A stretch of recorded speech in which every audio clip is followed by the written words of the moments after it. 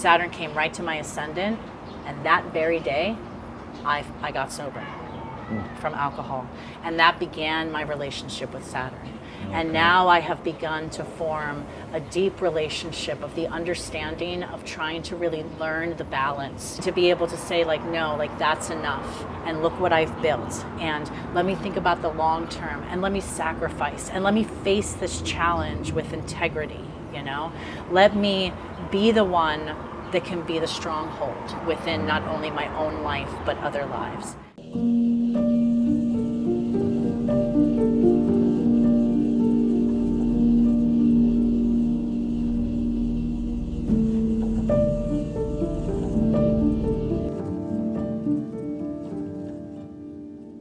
Hello and welcome to another episode of the Blue Hour podcast, where we explore the minds and the worlds of visionary artists and creators.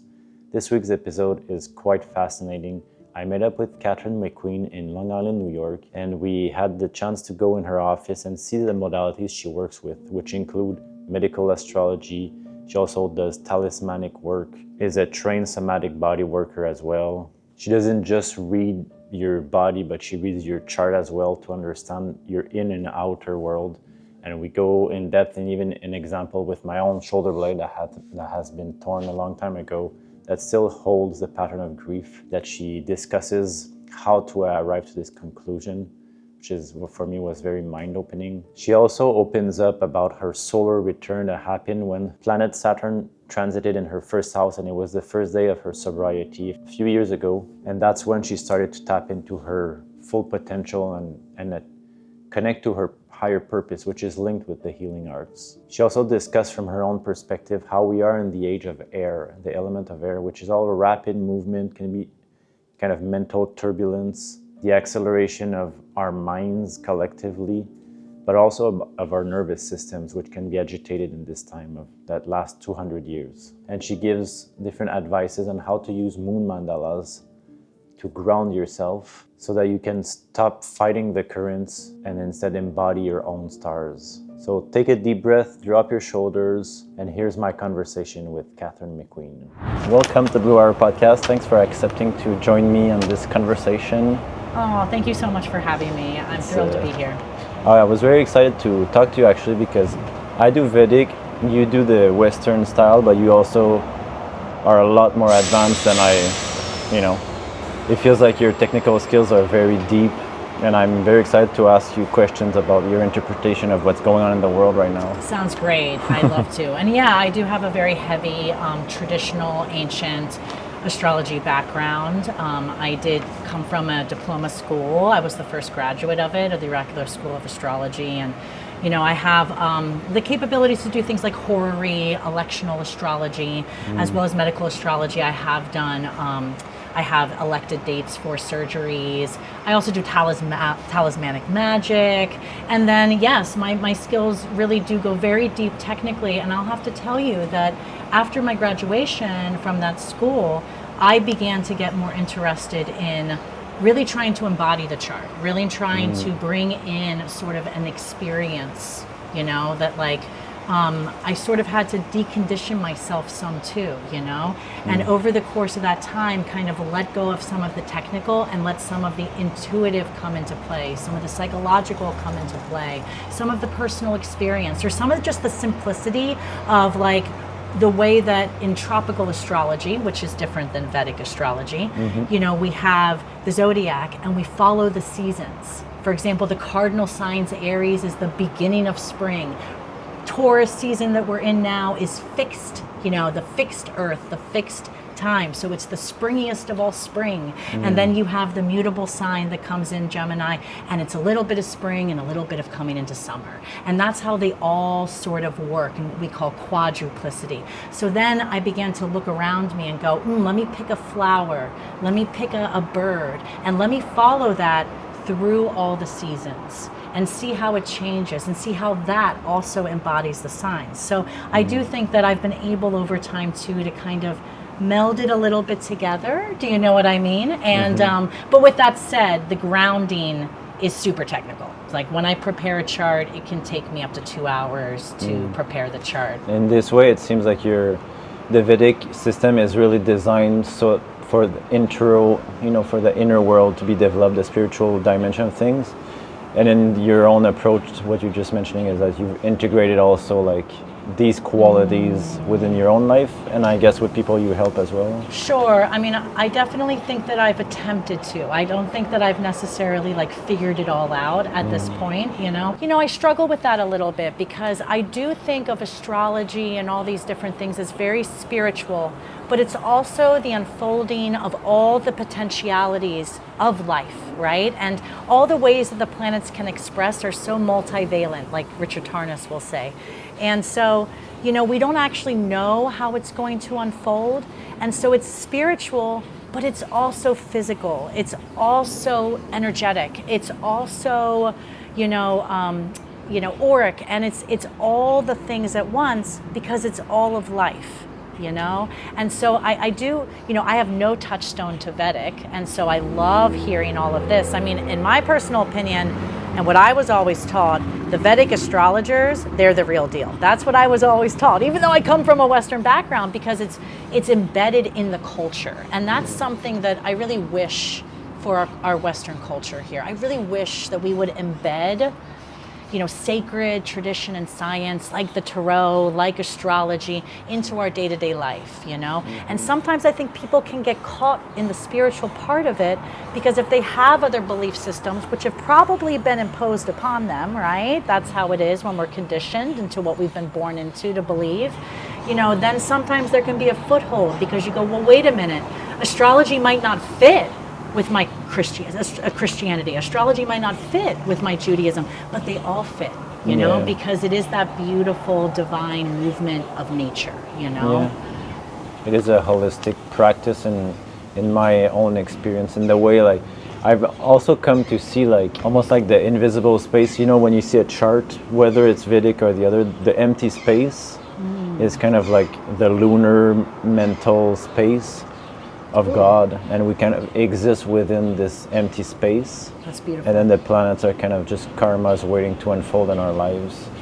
And so in this way, like, it encompasses all of life because everything is made of this mental quality that unites everything together in a way. Absolutely.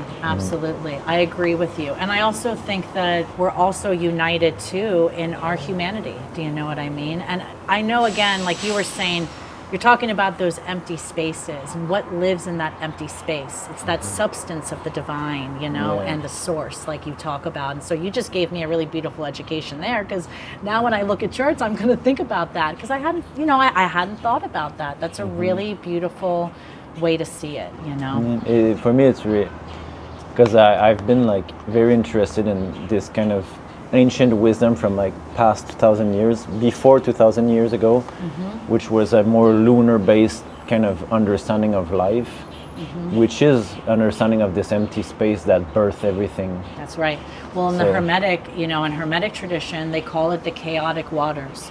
The chaotic waters from which all is born and all returns, and the infinite field of pure potentiality, and that creative process that we term so feminine, or in the Kabbalistic tarot we talk about Bina, the supernal mother, we talk about, and guess who Bina is in some respects too? Saturn, and we're going to talk probably a little bit about Saturn, but it's also Saturnian, and that's one of the big things that they talk about in Hellenistic astrology. Saturn is the very boundary of what we can see with our naked eye, it's those restrictions, it is all the structures within our lives and our systems according to the Western, viewpoints. But at the same time, I think about it as like the womb. Do you know what I mean?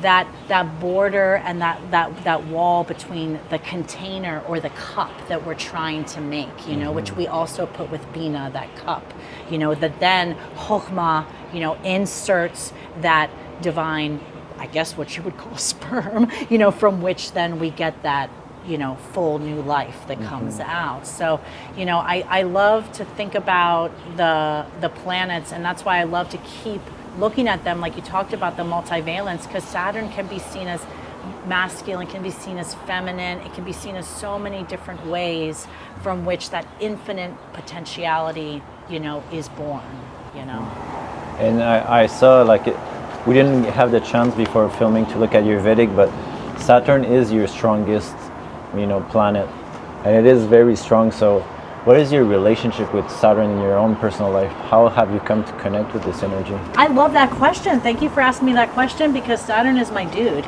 He's my main man. No. Yeah, I mean, according to Western, they would say that I've got Saturn exaltation in Libra, and although he is retrograde, so according to Astro Magic, I'm a dud. Do you know what I mean? Isn't that crazy? In medieval Renaissance, when your Saturn is retrograde, pretty much he can't fulfill what he wants to fulfill. It's an interesting thing. Look, the medieval Renaissance astrologers, we got to think about the time period too. It can be a little bit doom and gloom. Let's all be honest. You know what I mean? It was the time during the Reformation. It was a tough time. You know what I mean? In Vedic, like when it's retrograde, it will do its purpose, but it won't feel this way. So the way they analyze it is like it'll do its things, but the way you're going to experience it is as if it's debilitated. If it's exalted, you'll feel it as if it's in the opposite house. Ooh, how fascinating. So, Saturn, I had a very difficult time with Saturn. I'm a very Jupiterian person. I have Jupiter, what we would call on the world axis. And, I really just sort of went full throttle into life the moment that I came out. And I really have a acting background, a theater background. I came to New York with big stars in my eyes, thinking I was going to be up there on that stage. And I did do pretty well for myself to a certain extent, working with a lot of really awesome underground art and at La Mama and Elizabeth Swados, and really cool experiences. And then my drinking and got in the way of that. And I ended up having a very low what we would call bottom within that work. And part of it was because I was at my Saturn return. At my Saturn return, it was very, very difficult because I hadn't been planning for the long term. I wanted the instant gratification. I was stuck in the throes of disease and alcoholism, and I was in a place where I didn't have a system around me.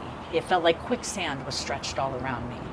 And I have done a long, big research project on Saturn within the context of sobriety, because guess what? Saturn came right to my ascendant, and that very day, I got sober from alcohol. And that began my relationship with Saturn. Okay. And now I have begun to form a deep relationship of the understanding of trying to really learn the balance, being able to be a deep feeling creative in this world, being able to be somebody who's always a seeker, somebody who always feels like it's never enough. There's always more that I can find and learn and do, and to be able to say no, that's enough. And look what I've built, and let me think about the long term, and let me sacrifice, and let me face this challenge with integrity, Let me be the one that can be the stronghold, within not only my own life, but other lives. Saturn has taught me patience and resilience.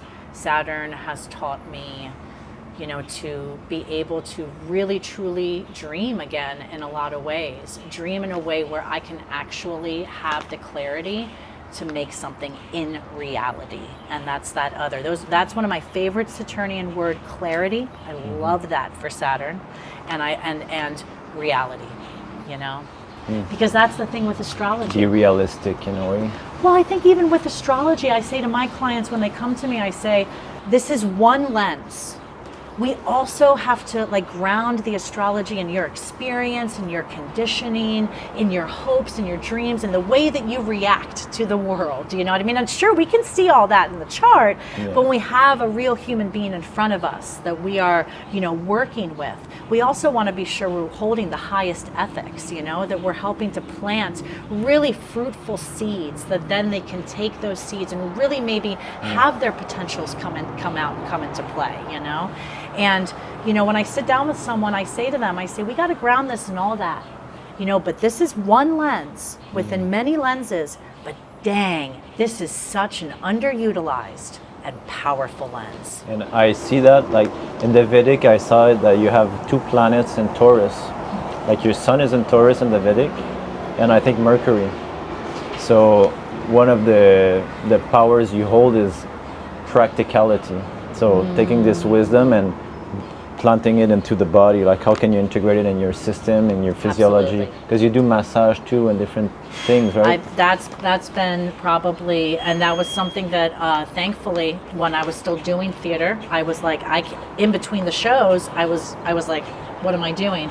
So I started to go to do massage, and it was a really amazing experience, because when you go to massage school, you get worked on and you work on others. And the massage school that I went to, I got a bachelor's and a master's. So I ended up really getting a lot of, I have a lot of classes in myology, almost more than a doctor, the study of muscles, and I really, lots of grounding in Western medicine, essentially. Yeah. But also, the other side of the school was Eastern medicine. So it was shiatsu, it was tui na, it was cupping, it was gua sha, and it was 5-element theory and some TCM.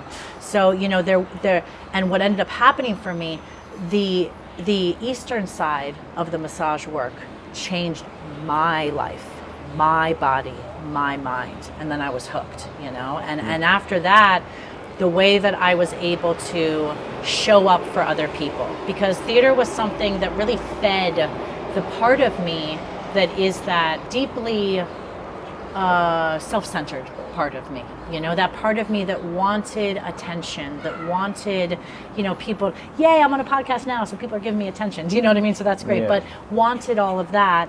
And now, I am in a place where the massage, it was like I could focus, I could ground. So in Western, my Mars is in Taurus, and that's a debilitated Mars. That's a Mars that it's kind of hard to get them moving, which is kind of true. But boy, is that a good massage therapist, right? Oh, yeah. See, so it's like and it was what I was meant to do, and that was something that gave me a lot of relief with astrology. Astrology continually gives me relief where it validates where I am. It validates, what is actually going on, and.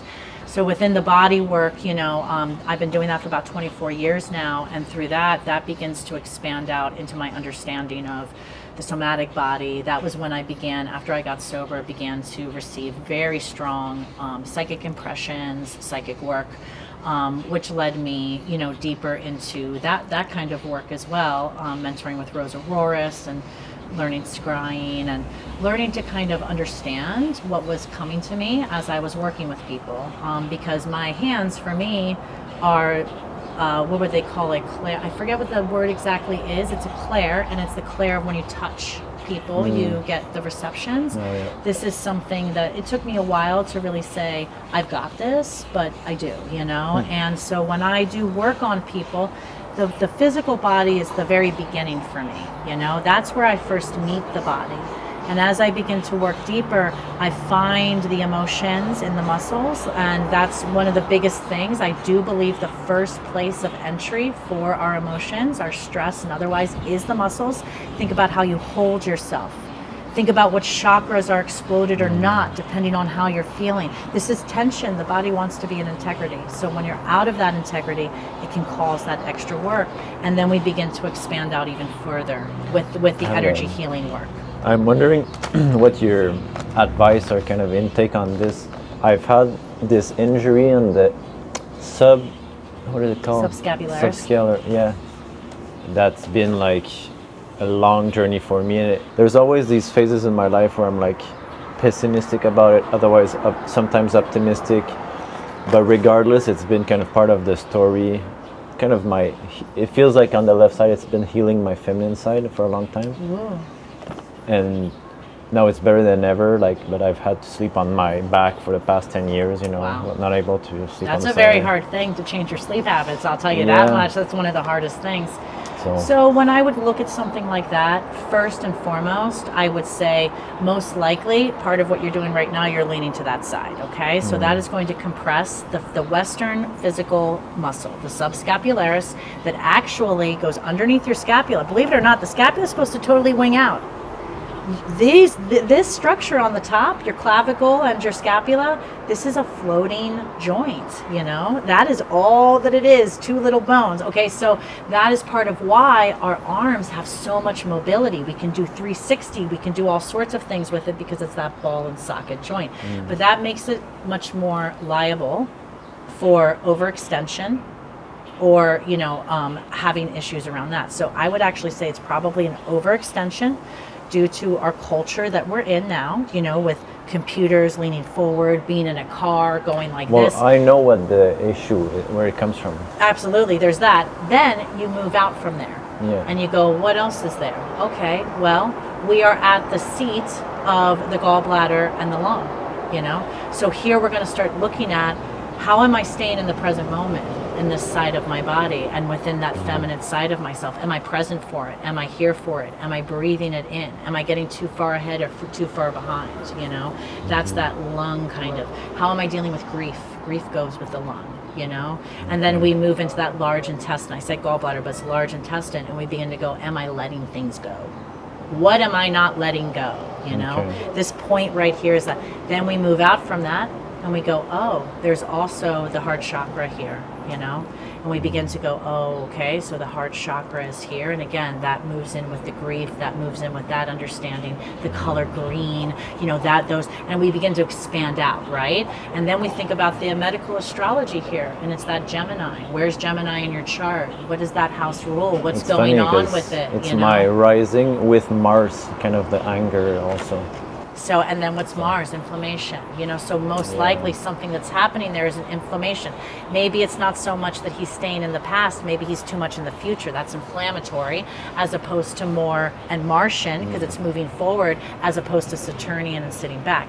And then that can get expanded out in terms of me scrying that area. Okay. And saying, what do we have going on? Is there what are the spirits that are going around this person? What might be happening? Who's around? What's going on? Do you know what I mean? Now, I don't necessarily claim to be an expert in that type of thing. You know, that is something that I am training, studying, and exploring. You know, but I have developed my own sort of energy healing, and that's based within that Hermetic tradition, using elements to then move. So knowing exactly what's going on right there, I would most likely use water and air to get rid of it. The air for the Gemini and the water for the inflammation. And I would visualize, I know exactly what the muscle looks like, I know exactly where it inserts, I know exactly what's going on with it, I know exactly where the points of acupuncture are, where I need to pool the energy and pool the visualization, and then I will move it as best I can energetically out and off, you know?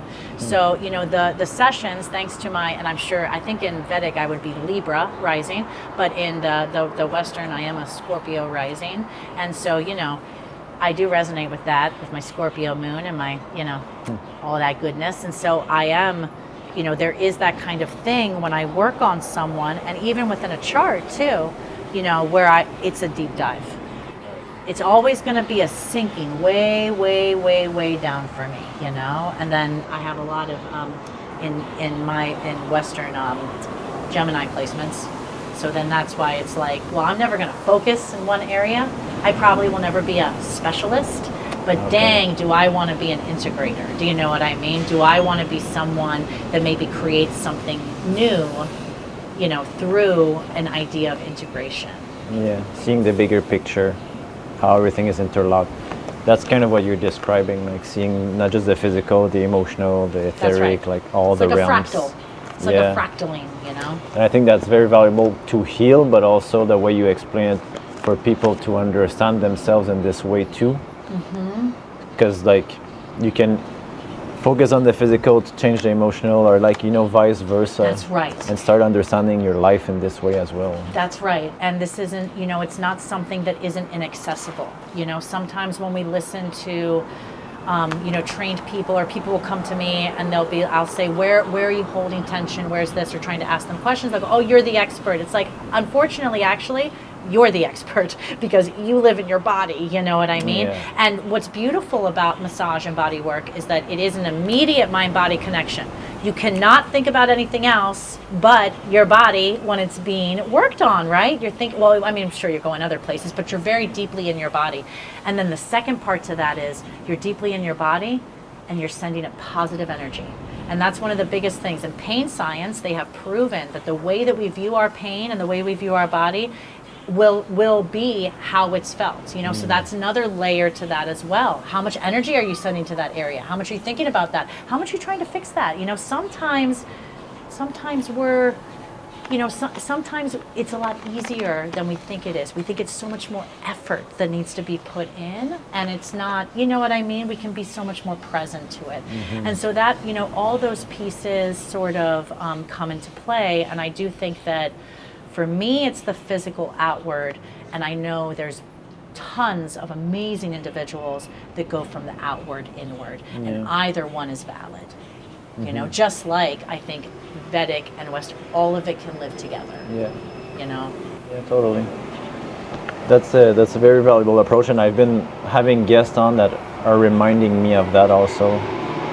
Like in the Vedic, my sun is in Pisces, so I tend to go like bigger picture to like the body, and then I'm learning more about this other version, which is sometimes even more practical, since we live in a very materialistic world. It's easier for most people to relate to when it's kind of the other way around. Yes. Because I think people they're seeking to feel the spirituality of nature, essentially, and we are I think the materiality of the world isn't, well, of course it's a problem, the materiality of the world, but it's more so the disconnection from nature, And that's that whole thing too within people who practice, specific religions, and that's a beautiful thing. And then the people who practice things like folk magic. And I remember, Johannes Garbeck saying to me, one of my mentors, he said, "Well, you're just taking the church. You just tell them you're taking the inside church, and you're just going to the big one, all around us here now." And I think that connection with nature, and then not forgetting that we are nature too, and that our bodies are, and that we, our humanity is always going to humble us, and our humanity is one of our greatest sources. Like, in a lot of my traditions, I cling to my humanity, it's not a trance type thing. It's not, when I'm working on someone's body, I'm not off into ether, never land. I'm here in my own body, and I've been trained to, as best as I can, try to harness the energy around me. It's one thing for me to visualize water, and it's another thing for me to stand by the power of water, right? Yeah. I'll never have that in my hands, I'm just a human being. But, the more that I go to that water and I can take it within my soul and myself and the other elements and life itself, I think the easier it is for me to then give that back out. And towards that, what practice has helped you, feel the strength of the water within yourself for the healing qualities of it? So, I definitely, the folk magic tradition I've been practicing is called trolldom, and his name is Johannes Garbeck, and it's a Scandinavian folk magic practice.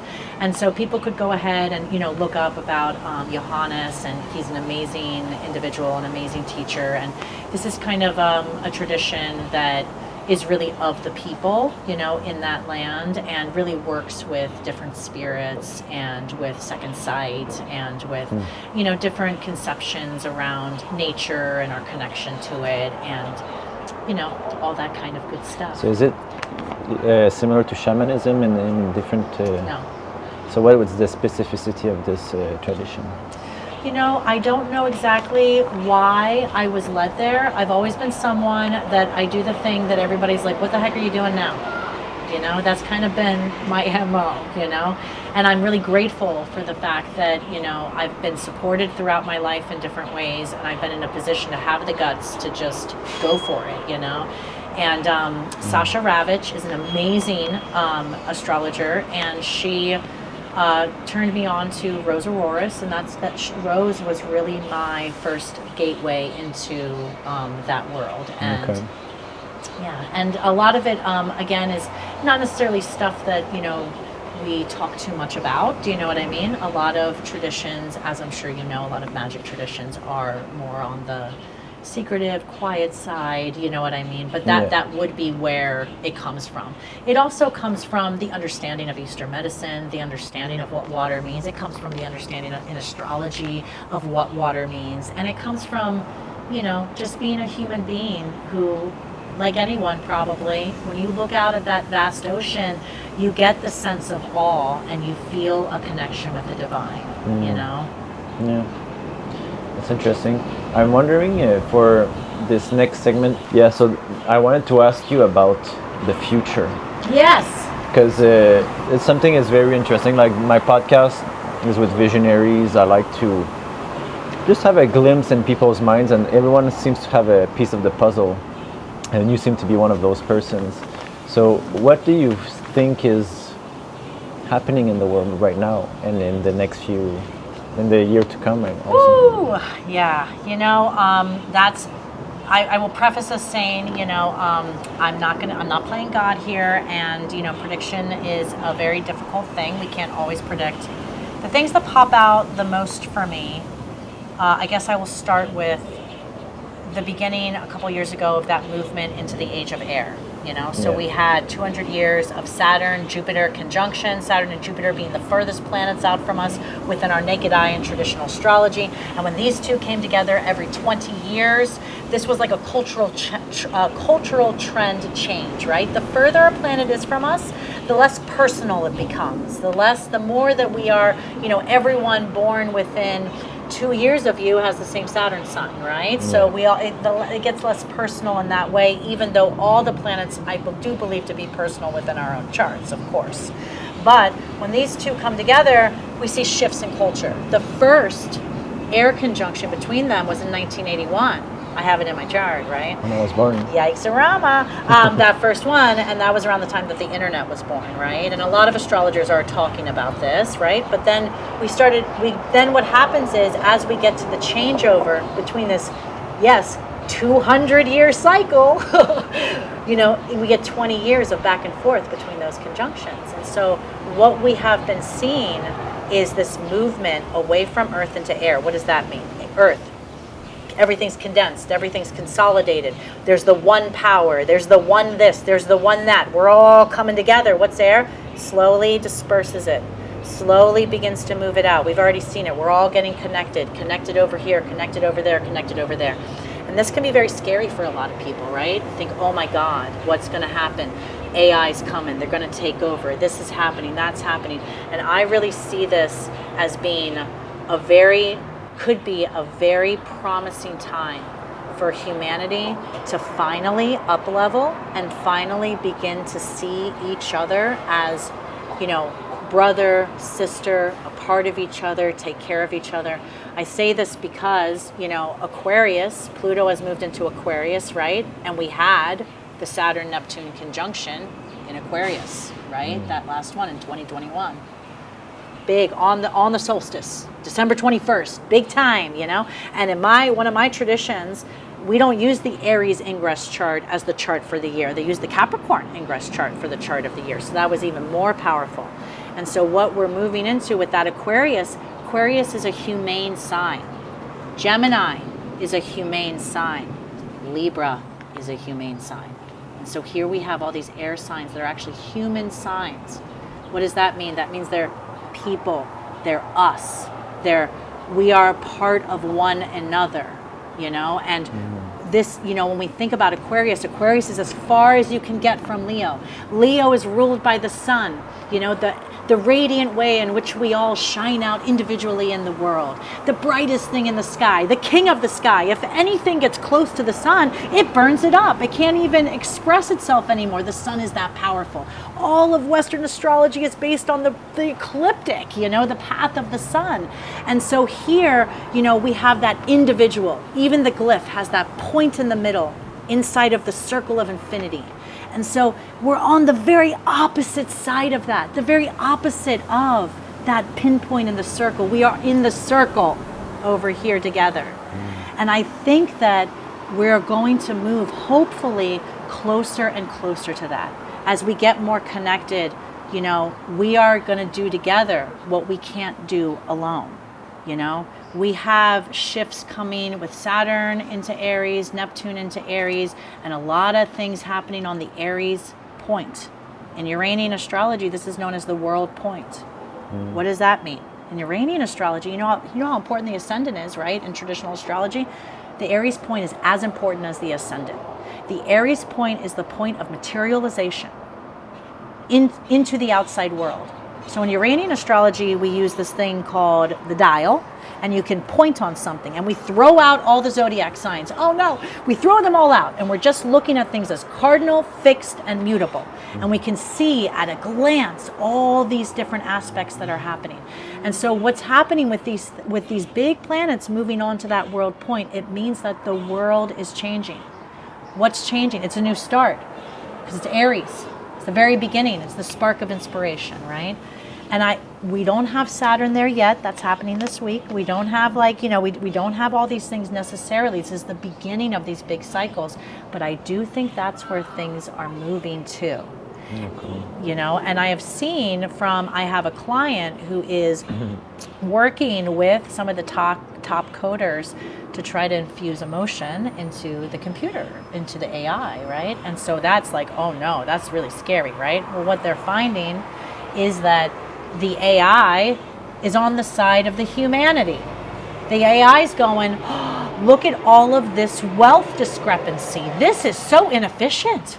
This is this is bad. We can't do this, Oh no, this is what we should do. We'll give start distributing.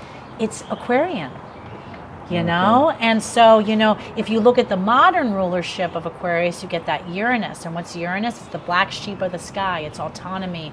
It's that independence. Again, it's that breakthrough, And I know that sometimes in the way that it is at this very moment, it doesn't feel like that. But I truly believe that is where we are moving to. And I think there are a lot of other astrologers and people that agree. Mm-hmm. And I know Aquarius, being ruled by Saturn, always comes with sacrifice as well. What do you think this sacrifice will be for humanity to be able to enter Aquarius and kind of feel at home instead of feeling like... Because I feel like when we're squeezed in between two ages, like there's all these tensions of the old being not working anymore, but the new being scary. And then you need to kind of adjust to this new energy because like if it was Pisces before, it's Jupiterian, it's like the opposite force. That's a great question. And, I think that I don't think I have the answer, but I think that the best thing that I could say from my understandings, we would have to be sacrificing that Leonian sun solar conception.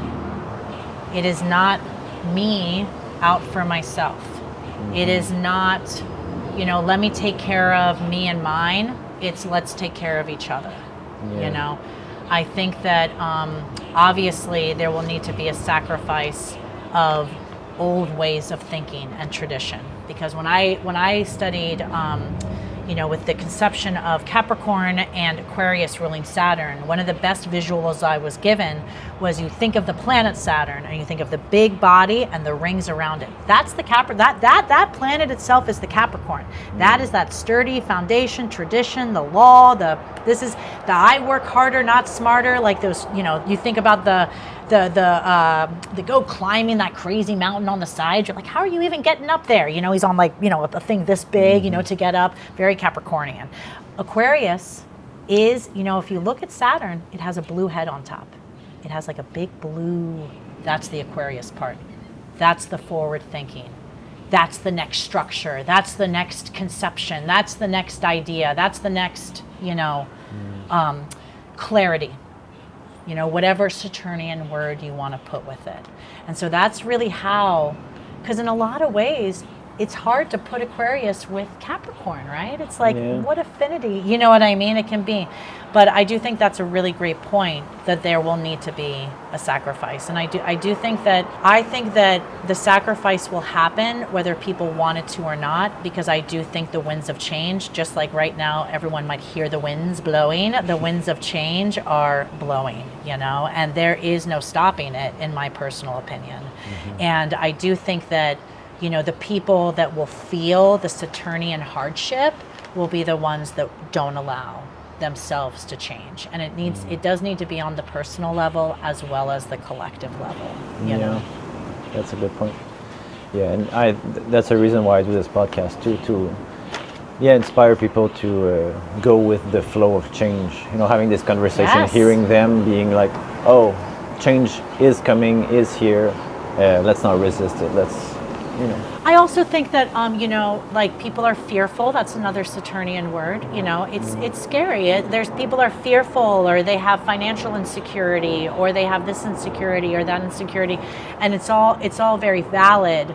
But what doesn't serve us is making choices that are fear-based, and taking a second, a Saturnian pause to say, what are my intentions? Am I reacting or am I acting? Those are two very different things. And, how am I really showing up, myself? And how have you done it yourself to not be in this fear and to be more acceptant and, Honestly, probably Jupiter on the world axis and being a terminal optimist. Maybe no, but I would say a connection with the divine, a connection with nature, the gratitude of being in a beautiful profession where I do feel like on a personal one-on-one basis I'm making a difference. Mm-hmm. I think taking myself off of the need to change the whole world and resting it in the need to change what is directly around me. And that really started with my sobriety journey, and, a lot of in the chart, we put addiction in the 12th house in traditional astrology. Yeah. We put addiction there, and we'll put the alcoholism, we'll put all that there. Well, boom, zoom over to the 6th house. What do we get in the 6th house? Service. What's the answer to my addiction? Service. Right? Yeah. And, they always talk about, the 6th house being the place of the body, the place of the physical, like, oh, my leg hurts, in the 6th house. And then we zoom to the 12th house and we get the soul health. Oh, my soul hurts, And again, that addiction and that service, it's if you're not in service, you'll get sick in your physical body that pings over to the soul body, that pings back, It's even in the chart, the connection, that our souls, our minds, our bodies are deeply connected within one another, That's such a valuable point. Like, I have acknowledged this in my own personal life. The dedication to serving others, like, really changes everything. And I try to encourage people I work with as well to have this, even in the way you make art and you create your life. Is it you're gonna build an empire that will serve yourself, or is it actually like a fruit-bearing tree that you're growing? Absolutely. That you can feed communities with, right? It's so hard because, like, one of those things, even now, like, we connected on social media, and you think about something like social media, and I had a real hard time because I love astrology and I love the sacred science and I love tarot and I am such a freaking seeker, and same with art. I was an actress. I still am. I'm a actress and creator and artist. And whenever I tried to monetize those things, so much of the creation kind of left, so much of the truth, do you know what I mean, kind of left it. And I really experienced that recently with that Mars-Pluto opposition. I was like, oh my goodness, I'm so over branding myself and marketing myself and all these different things. And you get on social media and you're looking at what other people, you're like, oh my gosh, I love how lush and gorgeous that is. And then suddenly you're weirdly starting to try to do that and you're losing where you really were and what was really going on. And I'm not trying to throw shade on anything. I'm just saying that, again, that's that Leo perspective. I had to step away from that and be like, no, I'm here because I love astrology. And I want to serve people and I want to help people, and I can make my money with my body work and otherwise. And if this doesn't happen, and it's one of those things that you let it go and then suddenly it all starts. And I feel like that's how we came into touch more than like the synchronistic part of it feels. I have been reflecting on that too, because sometimes the guest I'm having on is like, oh, should I have like this big famous guest, or like, but in the end, like, it's really about soul recognition. Like, I really have people on my show that recognizes my soul and the value of my soul the same way I recognize theirs. And this is regardless of numbers of like fame and clout. That's right. It's all about how two souls, when they connect, what can we create together? That's right. Regardless of everything else. That's right. And we don't even know each other, you know. And we showed up today, and here we are. And it's a microcosm of what we're talking about that can be experienced in the macrocosm. Exactly. You know.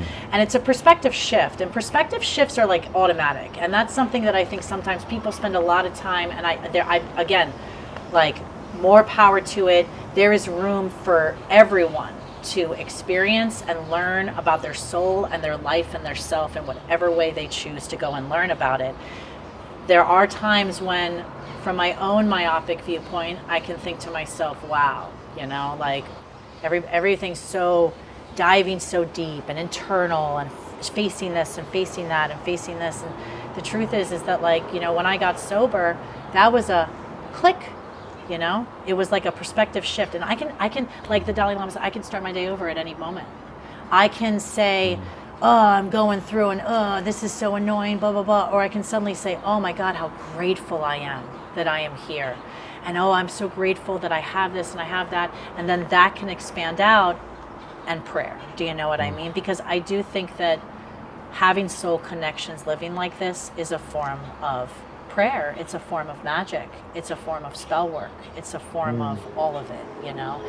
It's not this far off conception. Here she is, this woman, you know, I'll do different things, and people will come in and go, oh, here she comes, the spiritual woman. I'm like, I don't know how spiritual I am, you know. I'm just trying to live like anybody else. Do you know what I mean? I don't have anything figured out, but I do have a depth of study. Do you know what I mean? And I do have the desire to be of service and the desire to show up, you know, for other people and to spread this to the world. It's a big prerogative of mine. I really would love to see astrology and tarot and all this sacred wisdom be a part of everyone's day-to-day life. I think it would be so helpful.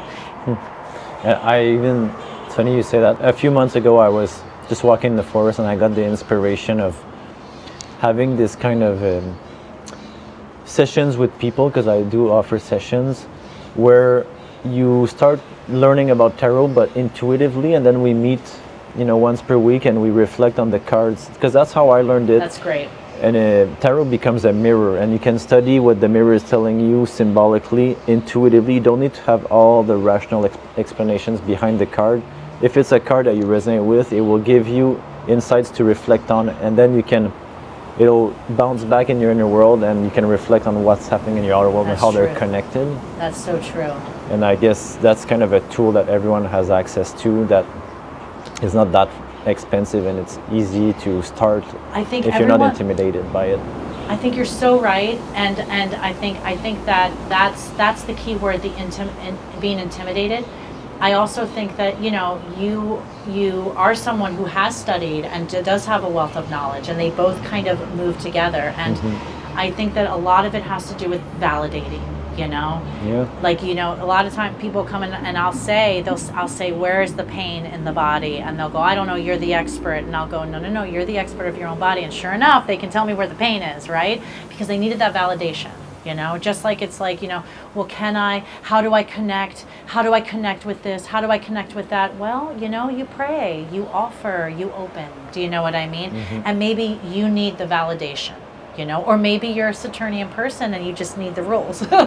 Or you need someone to pretend that there are rules. Do you know what I mean? And give you like a layout. But again, that's the multivalence of the world. That's why I love the chart. I call the chart like a snowflake. You know, every chart is like a snowflake, you know, and I get a front row seat to show up to the potentials within someone's life. How often do we sit around and go, let's talk about all of your great passions and potentials? No, usually we're sitting around going, what have you accomplished? What have you done? Yeah. Who are you? On my job, on my family, on my this, on my that, you know what I mean? And the chart allows us to sit there and be like, yo, look at what a crazy, awesome, creative person you are. No, I'm not creative. I don't paint. Yeah, but you have a creative mind, right? And like you said, I mean, creativity and art I think with astrology and sacred science goes hand in hand, you know? The cards and the tarot were made to be able to zoom off that page, like you said, into a different, you know, into the mind, into the body, into wherever it is, you know? And I think that you shouldn't underrate, you know, being somebody that can facilitate that, you know? Yeah. For someone that wants to start doing that, which tarot would you think is accessible and easy to use from your experience? Unfortunately, I come from a pretty hardcore tradition where they did like the Kabbalistic tarot, and it was essentially, you know, it was Crowley's deck, and it's the Order of the Golden Dawn deck and the Rider-Waite, you know. Although with more of a push towards Crowley, only because, you know, in the Order of the Golden Dawn, Crowley called Rider-Waite dead weight. And he had a big problem with the Rider-Waite deck, which I'm sure you know. He had a big problem with the Rider-Waite deck because he thought it was too accessible. He didn't want, you know, again, there's also those factions that say you need to be a seeker. You know, this is supposed to not make sense. This is not supposed to be accessible. You are supposed to dive deep so that you can get access to those mysteries, you know? And so, again, there's a... Yeah, maybe we'll wait. Yes, there's a multivalence with everything. Oh no! There's a multivalence with everything, you know? There's, you know, within, oh, I'm sorry, I lost my train of thought. Yeah, this ambulance. I It's know. the beauty and the... The beauty and the danger. ambulance and everything, yes, yes. But yeah, I would definitely say the Rider-Waite would probably be the one that I would suggest the most. In the school that I studied in at the Oraculos, that's also where I studied the Kabbalistic Tarot. It was pretty hardcore, like, don't use other decks. These are the decks that you're going to use. You know what I mean?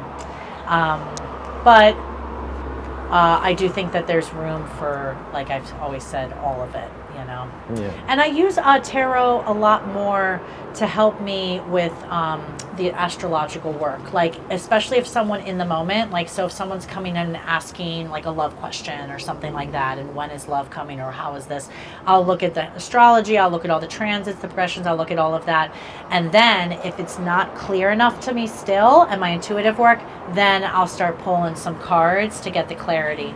When I do horary work, which is freezing a moment and doing the divination, asking a question, or I always pull cards simultaneously, and when I do a tarot reading, I always pull a consultation chart. So at the moment of the consult, the moment that it's going to start, you pull that chart. That'll usually tell you what they're going to ask. Interesting. And it does. So you can use both together at the moment. Absolutely. I mean, I'm going to use every divinatory measure that I can do to try to get, you know, as close, you know, as I can to, you know. And again, not spiritually bypassing over things, but being very, very clear that my focus is much more on how can this chart help you, where are the potentials, than, oh dear, do you know what I mean? Because why plant those seeds? Did you do your solar return chart because it's your birthday today? I did my solar return chart, yes, and I actually have a 9th house rising year. Isn't that cool? Which is in the 9th house in traditional astrology, we put wisdom of the cosmos and stars, spirituality, astrology goes there, higher learning, teaching, you know, and so I look forward to all of that, you know. So maybe this sets Travels the of the mind and body, yes. And so that makes me ruled by the moon this year. So I'm going to be definitely tracking my lunar returns as well. The moment when the moon returns to its natal position, that's for the month ahead. And I'll also be really tracking the moon. I actually have done a workshop with another woman where she specializes in the moondala. And the moondala is used by women to especially track their emotions, how they feel, their heights around their cycle. And so what I did and what she did was we created a moondala that actually can have the moon cycle through it. So you can actually not only track your moon cycle, but then you're also tracking where it is in the zodiac, you know what I mean? And this is a very powerful way to commune with the moon. You would check your moon where it is at the time of birth at a specific year of a solar return? For the moondala, no, the lunar return is you So the moon takes 1 month to go through the whole zodiac, right? Yeah. So every month it returns to your natal position. Okay, from the natal chart. At that moment, you freeze it just like you would a solar return. That is called a lunar return. It is a predictive chart for the month ahead. I see. And that's how, if you're working with clients and you go, ooh, look at your solar return. I don't know why I'm talking about love so much. Look at your solar return. Like, ooh, it looks like, you're going to get engaged. Okay, and then they're like, well, when, and you go, oh, I don't know. So then you look at the transits, but you also look at the lunar returns and you look for the angular Venus. Sure enough, probably the month with the angular Venus, you'll get that you'll get, that proposal.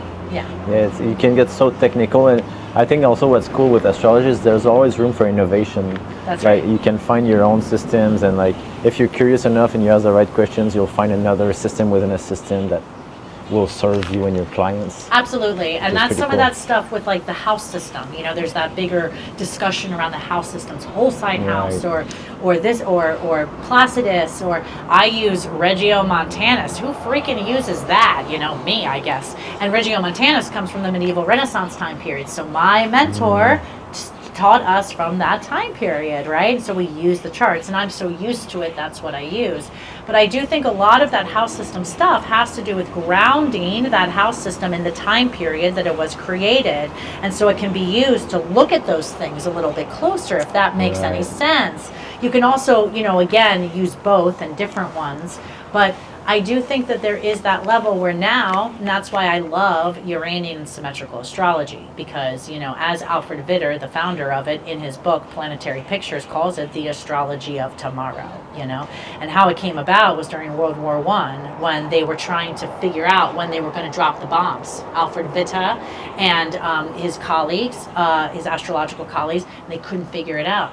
So he created a new system and a new dial, and in a way in which you could see, and they started pinpointing it with uranium, the exact moments that they were going to fall. And in the sky, we figure out the locations of planets based on their orbits, right? Ooh, what's this weird thing going on here? Well, guess what? It's Neptune.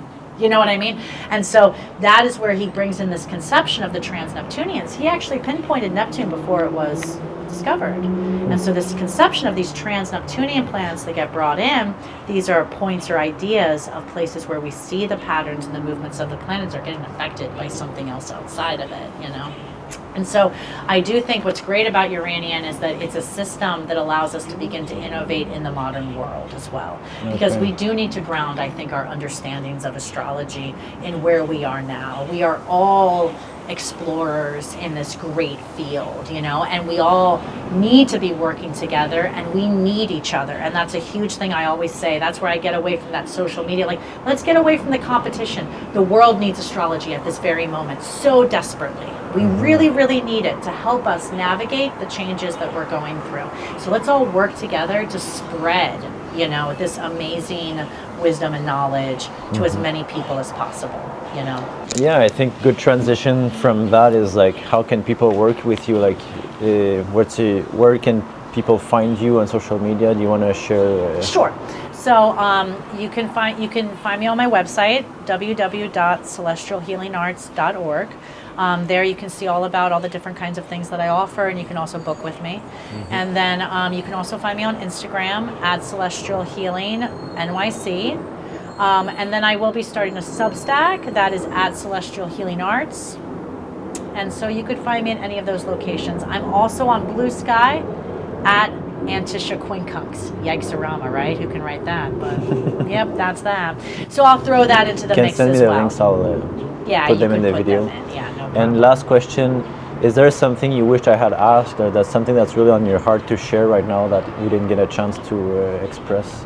I think that we've really been able to cover most things. I think the biggest thing that I would say is that we do not need to be fearful of astrology. There can be some doom and gloom, or you can hear about different transits or different things that are happening, and it can really cause fear inside of you. And when I think of astrology, it is a continuum of time. It's the divinity of time. And even though as astrologers we're constantly freezing moments, that's not how time works. Time is always moving and always evolving. So even though maybe I can get very technical and I can like pinpoint, okay, this month, that's when he'll propose to you, the truth is I can't ever pinpoint. And it can happen at any time. And I think sometimes people get wrapped up in that. They'll go, oh, the person told me in the next 2 years. And then you're waiting and you're not living, you know? And we can't wait on our lives on astrology. And it's not about it being, I'll get a lot like, I'll say, you have this. And they'll go, is that bad?